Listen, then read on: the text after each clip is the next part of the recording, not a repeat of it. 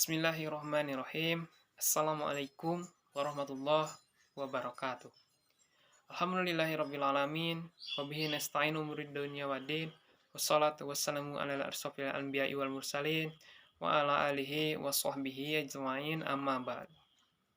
Yang pertama-tama mari kita panjatkan puja, puji, serta syukur kepada Allah Subhanahu wa Ta'ala karena berkat, rahmat, dan karunia-Nya pada saat ini kita masih dalam keadaan sehat walafiat. Tidak lupa sholawat serta salam semoga tercurah limpahkan kepada junjungan kita baginda Nabi Muhammad SAW. Yang terhormat dosen pengampu ulumul hadis Bapak Dr.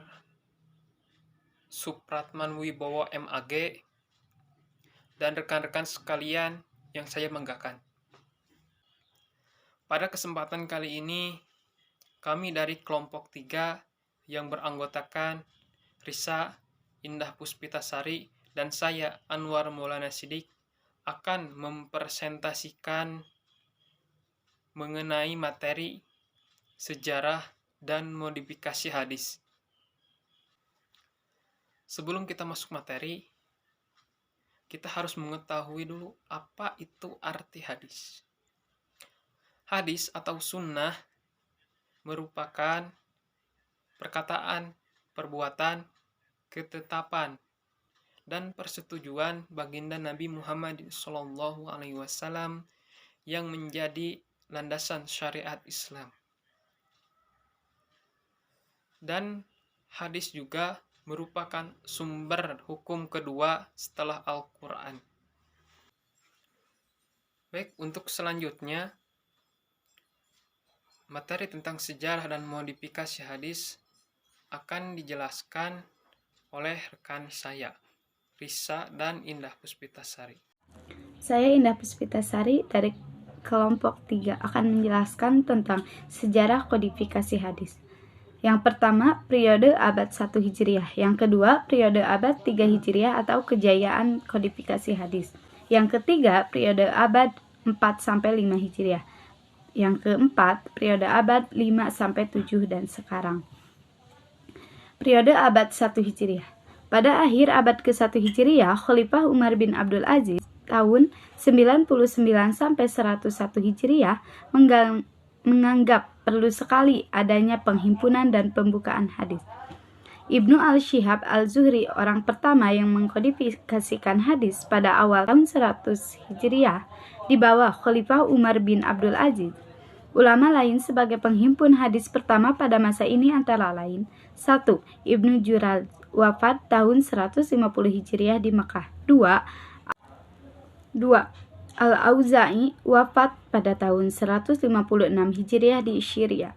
3. Sufyan al-Tsauri, wafat pada tahun 161 Hijriah di Kufah. 4. Imam Malik, wafat pada tahun 179 Hijriah di Madinah. Penyusun hadis pada abad ini masih campur dengan perkataan sahabat dan fatwanya, tetapi sudah diklarifikasikan ke dalam bab yang tertib. Selanjutnya, periode abad ketiga. Perkembangan pembukaan hadis pada masa ini sangat pesat atau masa kejayaannya. Bentuk-bentuk pembukuan hadis. 1. Musnad, yaitu menghimpun semua hadis dari tiap-tiap sahabat tanpa memperhatikan masalah atau topiknya dan dinilai ada yang sahih, hasan, dan dhaif. Yang kedua, Al-Jami teknik, pembukuan hadis yang mengkumulasi 9 masalah, yaitu aqaid, hukum, perbukuan atau riqaq, adab, makan minum, tafsir, tarikh, sifat-sifat akhlak, fitnah, dan sejarah manaqib. Susunan, teknik penghimpun hadis secara bab seperti fikih. Setiap bab memuat beberapa hadis dalam satu topik, seperti Sunan Al-Nasa'i, Sunan Ibnu Majah, dan Sunan Abu Daud. Di dalam kitab ini ada yang sahih, hasan, dan dhaif. Bismillahirrahmanirrahim. Perkenalkan, nama saya Risa Adisi Rahma dari kelompok 3.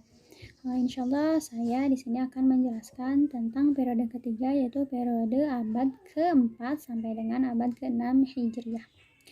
Tentang mengenai pengkodifikasian hadis dan penulisan hadis.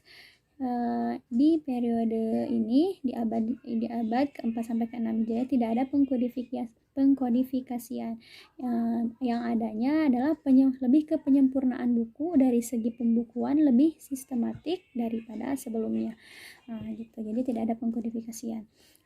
Di antara perkembangan buku hadis pada abad ini, itu yang pertama ada Mu'jam, yaitu ditulis oleh Sulaiman bin Ahmad At-Tabrani pada 360 Hijriah.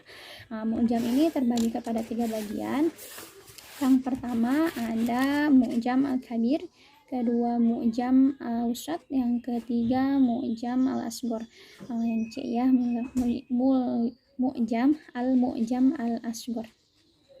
Yang kedua tentang perkembangan buku hadis ada Sahih, artinya di antara metode pembukuannya mengikuti metode pembukuan hadis sahihiyah. Yang ketiga ada Sunan, metode penulisannya seperti kitab Sunan abad sebelumnya, yaitu cakupannya tentang hukum dan kualitasnya meliputi hadis-hadis sahih, hasan, dan dhaif. Dan yang keempat ada Syarah, yakni penyelesaian hadis baik yang berkaitan dengan sanad atau matan.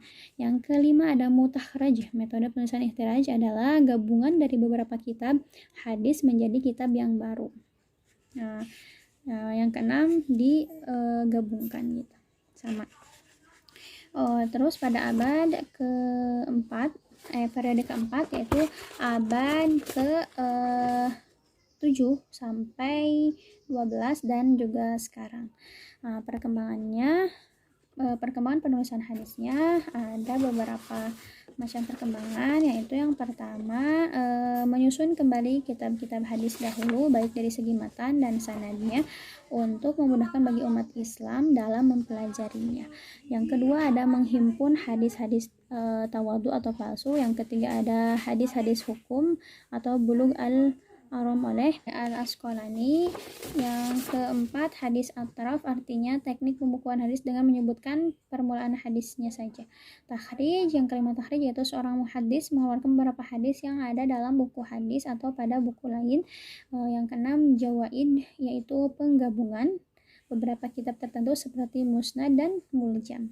Yang ketujuh ada jawami atau jami, sebuah kitab hadis menghimpun kitab-kitab hadis Nabi secara mutlak, seperti Jami Al-Kabir yang dikenal dengan sebutan Jami Al-Jawami dan Jami Al-Shaghir tulisan Al-Asyuti.